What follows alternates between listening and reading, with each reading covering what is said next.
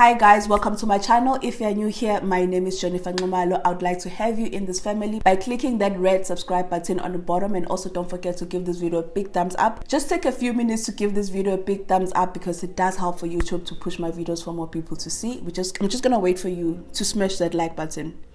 Just a few seconds. Yes, you can just smash it. Okay, now that we are good, let us get into the video. So on today's video, we're going to be focusing on the second part of the series of how to get a job in government, and we're going to be narrowing down into CV writing. So if you want to know how to write a compelling CV that will properly sell you, please stick around.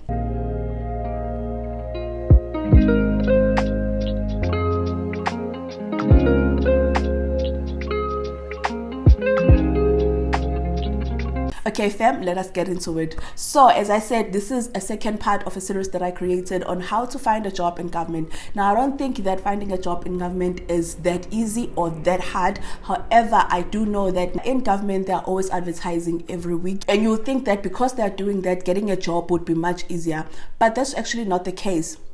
You have to know what you're doing. You have to be clear about what you're doing and what you can bring in the table, which brings me to this first point that I would love for you to just always keep in mind when it comes to writing a CV. Whenever you are writing a CV, always think about, what do I have to offer? What do I have to bring to the table? Because here's the thing, a CV is not about telling a recruiter the things that you have done. A CV is about telling a recruiter how you qualify for the job. Two different things. And I feel like many people get lost in the first part. People always focus on the first part, and that is why people always smash and mesh everything in as much as they can in a CV, which is actually a wrong way to go about writing a CV. Not that I'm saying I'm an expert in this, but I've realized that when I started shifting my perspective in terms of how I write my CV, making them smaller, straight to the point, that's when I was able to properly sell myself. So point is, it's not about telling a recruiter what you have done or what you're doing. It's about telling a recruiter how you qualify for that particular job. Key here also, for that particular job. So that is very important. So you're doing a general CV and using that CV to apply for anything and anywhere, it's not going to help you. It's not going to help you actually get the attention of the people that sit in these panels. Now in government, when it comes to panel members, it's not just HR. It's not like in private sector where it's just HR, that is there recruiting and all doing the entire process. In government, there is HR involved, yes. However, there's also people from that section. So if the post is from supply chain, there's definitely going to be people within supply chain and also people within the department that are going to assist in the shortlisting and the interviews. Now, you want to make sure that you are not just coming there with a CV that says, this is what I've done that is relevant to supply chain. You want to then say, you want to structure your CV in a way that it says, I, Jennifer Nxumalo, I think that I qualify for this job because of 1, 2, and 3. If you can catch it there, if you can honestly catch it there, I feel like you can start finding it easier to write a CV. You can start taking out all the crap that you may put in your CV that doesn't make sense or that doesn't properly sell you, and start structuring your CV in a way that it makes sense, in a way that it properly presents you. Because here's the thing, before they call you for an interview, your CV is the first point of interaction. You need to prove to them from the CV how you qualify for the job. And so always remember, a CV is not about telling a recruiter what you have done. It's about telling a recruiter how you qualify for the position. Now let's get to the next points. The second thing that you also must make sure that when you're writing a CV is that your CV must not be more than 3 pages. Now, I know that we think that you want to put everything in a CV, but when you start understanding the first point that I talked about, you start seeing that you don't need too many pages in your CV. Always think about this. In government, there are so many people that apply for jobs. So many people. They don't just receive 50 CVs. You will never see that in government unless it's higher positions of executives. Then those ones, obviously, it's not going to be a lot of people because not a lot of people qualify for those jobs. However, for the entry-level ones, now I'm talking about level 5, 6, 7, 8, they will never sit with just 50 CVs. And so they will be probably sitting with around 300-400 CVs of people who qualify for that job. And so you want your CV to stand out. And the first thing that you can do to make sure that your CV stands out is don't make it more than 3 pages. 3 pages is more than enough. You don't want to take it over and above that, because once you do that, you're going to start putting all the crap that you don't need. And so narrow your CV to 3 pages. It is possible. Trust me, it is possible. Point number 3, your personal information is not that important. I know that this may sound weird, but your personal information is actually not that important. So don't waste pages and space expanding on your personal information. I'll give you an example. There's no need for you to write whether you are married or not or single. No one cares about that. So I'll tell you the things that people focus on when they're actually doing these things, because remember, you're thinking of how many CVs they get, ne? And so your name, surname, ID number, your address, which is very important. Your address is very, very important. I cannot stress that point. So your name, surname, ID number, address, email address, cell phone number. And then if a post says that they want someone with a driver's license, do include that. So that is your personal information. No need for marital status. No one wants to know whether you're single or married. No one cares about that. And also, no one cares about your health status. The reason why I'm saying there is no need to put a lot of things in your personal information for the CV is because there's a Z83. A Z83 is the one that you will be able to tick. I'm African, I'm white, I'm colored. You'll also be able to tick female or male. So your Z83 is the one that will have a gist of your personal information, you know, and then it also have a summary of your qualification and also your work experience and your references. Doesn't mean that just because you have it on your CV that you can just not write it. Yes, I know that you can get away with just saying it is included in the CV, but your personal information has to be there. Your qualification and the other parts, you can get away with just saying CV attached, but I wouldn't encourage you to do that. Just write out your Z83. So on your CV, that's not important to write a lot of things in your personal information. As I said, narrow it down to the most important thing, but don't forget to write your address. Don't forget to write your address. The next part of your CV now is either your qualification or your work experience. Now, what I prefer to do is I prefer to write my qualifications first. However, you can go vice versa and write your work experience first. It really doesn't take away from each other. I just like to write my qualifications first, and here's why. We're going to go back to the post that we were using previously, and I'm just going to show you why for me it makes sense that I start with my qualifications. Whenever you're looking at the post, when they're in government, they always start with qualifications. So in this post they said a grade 12 certificate or equivalent qualification, and then they go in 1 to 2 years experience in clerical administration environment, and then they go into skills. So I also structure my CV this way.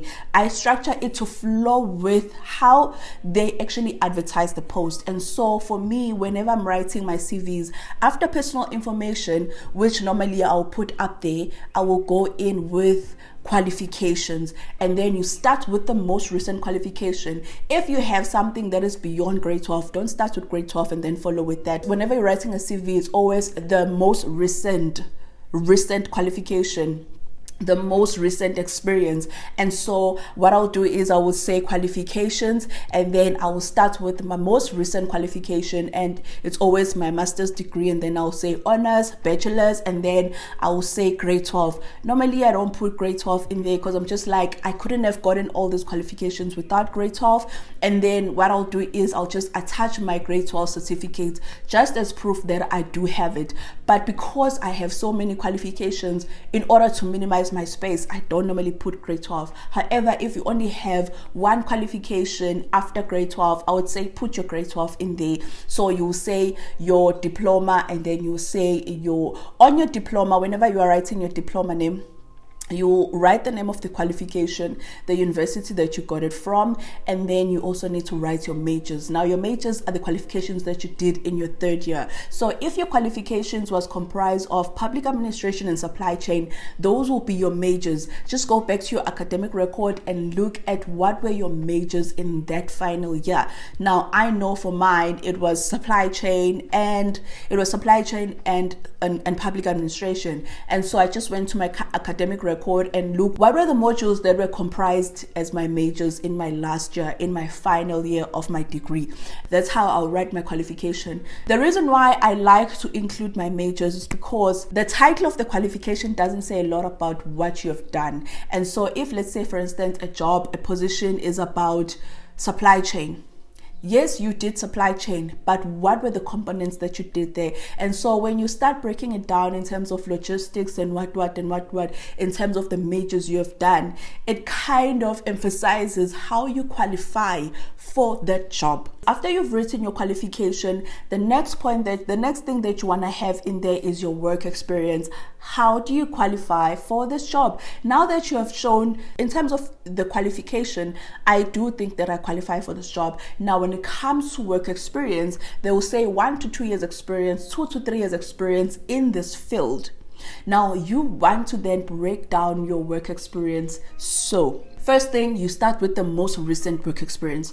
Not just anyone, you start with the most recent work experience. So what you want to do is, when you're writing your work experiences, that you start with the position, you go in with the department and the section within that department, and then you also must include how long you were in there. So maybe you say you started in 2017 until current, so you need to include that information.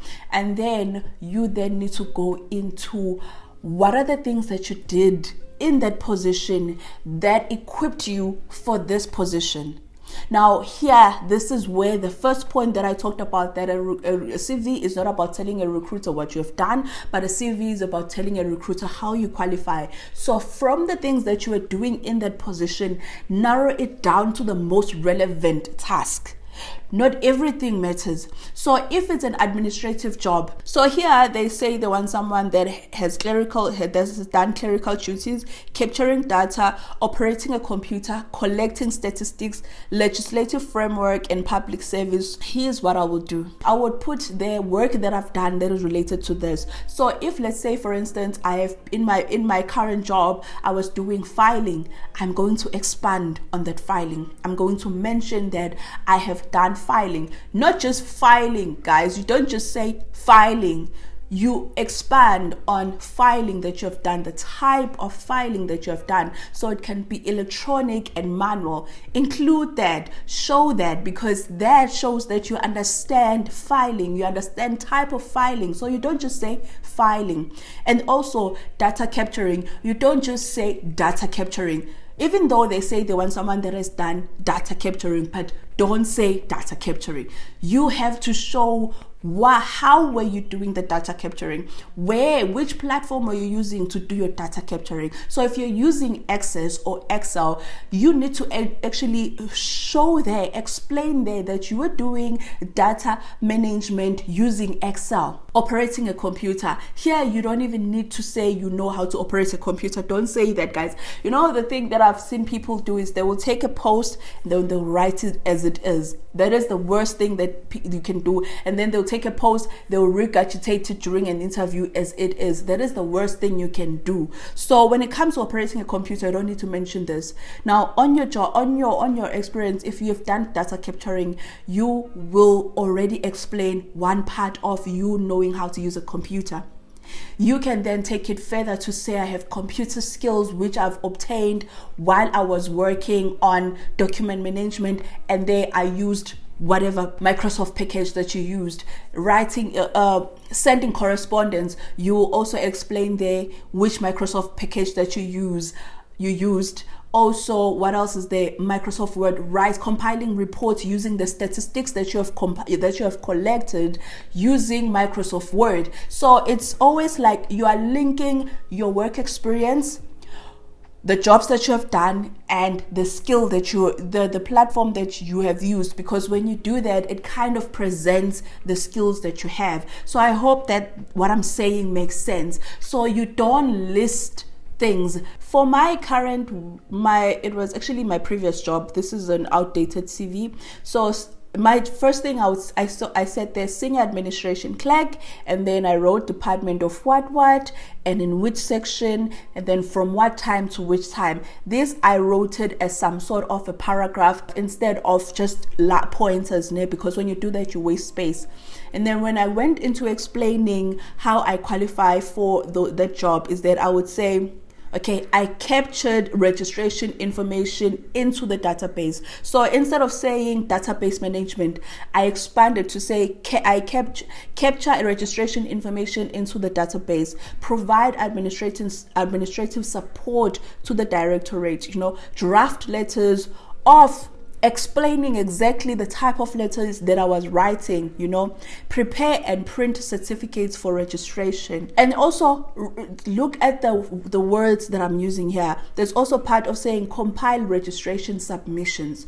You're not just saying write submissions. You want to also say compiled. You compiled, because it also shows that it was more so, that responsibility fell more on you. So whoever was following you, whoever was supervising you, was there to just make sure that it was in line, it was correct, and just to do the edits. However, you were the one responsible for writing the submission from scratch, So you need to just, even letters, draft letters, you actually showing that you are the one responsible for drafting those letters before they are approved. So always look at the way that you phrase your sentences when it comes to presenting yourself.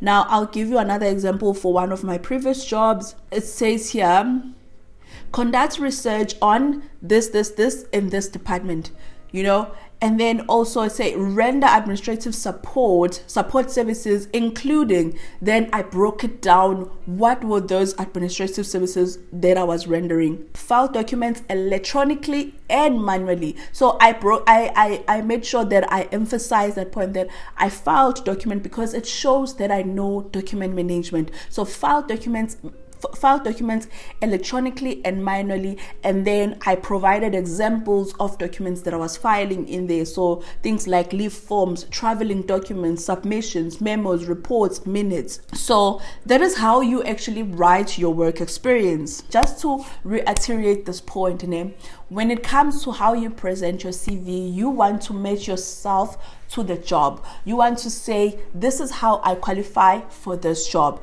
And it makes it easier for you to look at the things that you have done and say, oh, I've done this. And then you expand on it. Now when I'm looking at positions, when I'm looking at vacancies, I look thoroughly at the post. I don't just focus on the first part. I go down, I read it entirely so that I can figure out, how do I qualify for that position? There are some things that they can mention in there that I don't have. Now, I'm not going to waste my time on the things that I don't have. And I'm also not going to lie and say I have something when I don't have it. Or I'm going to say I've done something when I haven't done it. So what I do is I focus my energy on the things that I have done that are relevant to what is needed in the post. And I build on those things and I make them my strong points. And then the other part that is very important when you're writing your CV is your skills. I know some people don't include this, or when they include it, they just write it as points.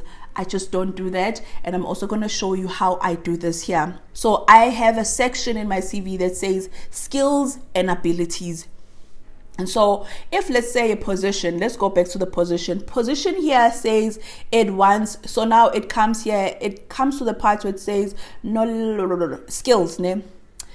Then they say planning and organization, good verbal and written communication, computer skills, providing supply chain support and services. Okay, so basically in the crux of it, they want someone with computer skills, communication, and also who is able to render support when it comes to administrative duties. And so let us go back to how you then provide that. So what I do is I put it in terms of categories. So if they say they want someone with communication skills, I'm going to have that as a title under my skills, that communication.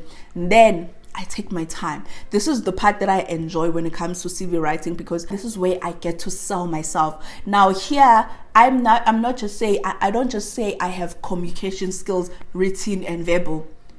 That says nothing. It says nothing about me. So what I do is I take my skills, I match them with what I have done in line with what the job needs. I'll give you an example. Communication. I have excellent communication skills, both written and verbal communication. Both written and verbal. I'm confident and able to articulate myself in a professional manner. That is just expanding on how I have the communication skills.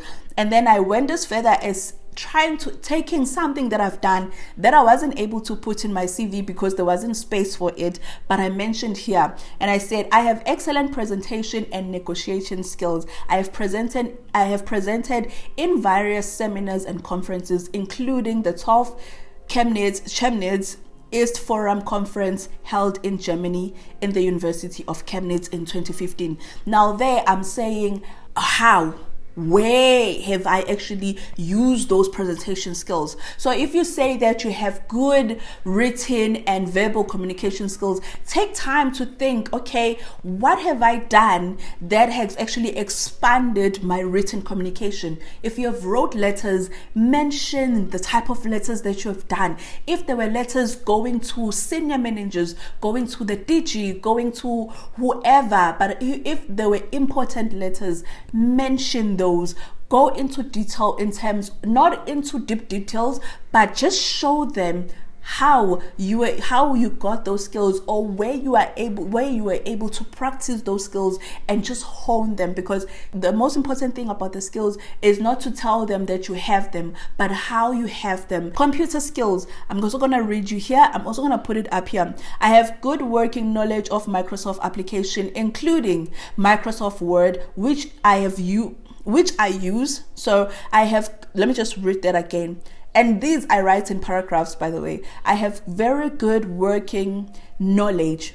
Look, also understand the wording. I have good working knowledge of Microsoft applications, including Microsoft Word, which I use when I'm writing minutes and reports. You see, now I'm breaking it down.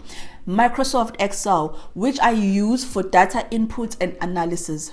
Microsoft Access for information management, Microsoft PowerPoint, which I use for presenting large volumes of data, and Microsoft Outlook, which I use for communication through email.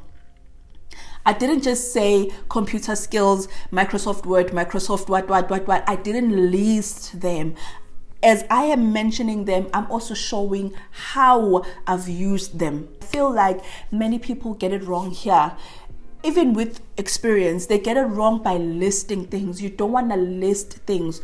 You're about for work experience, write a line of just showing how you've done that. Write a line. Don't list. Don't do list. Even though they will be in a list like they are following each other, but don't just say report writing. Don't just say computer skills. Don't just say communication skills. Don't just say, don't just write it out like that. Don't just put it there. You need to expand on it. And then when it comes to your skills, use that as an opportunity to even sell yourself more. Don't take all the skills that they've mentioned if you don't have all of them. Focus on the ones that you have and just hone in on that. Whenever they're looking at your CV, they're not looking at it in conjunction of what else someone else has written. They're looking at it in terms of, okay, what we need, and do you have that? And in your CV, you want to actually say, I have this, how I have this, and where did I hone in these skills? That is going to take you further more than anyone else. And then the last thing that you want to do is you close off your CV with references. That is the last part. And there you are looking at the most relevant, the most recent people that you have reported to. Also, after you've been called for an interview, you want to call your references just so that you can refresh their minds on who you are. You don't want to tell them what they should say about you, because that's just unethical. If you are doing your best and you were the best in whatever, trust and believe that they will present you that way.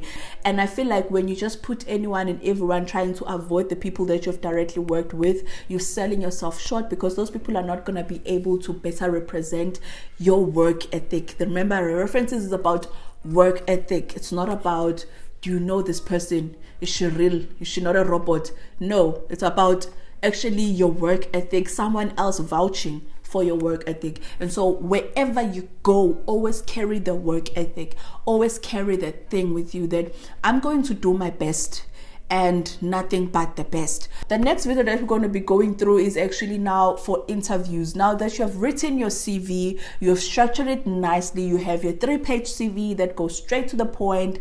And so on the next video of this series, we're going to go into detail in how you sell yourself during an interview. So with that being said, I hope that you enjoyed this video. Until I see you on the next one, please take care and stay safe. Bye.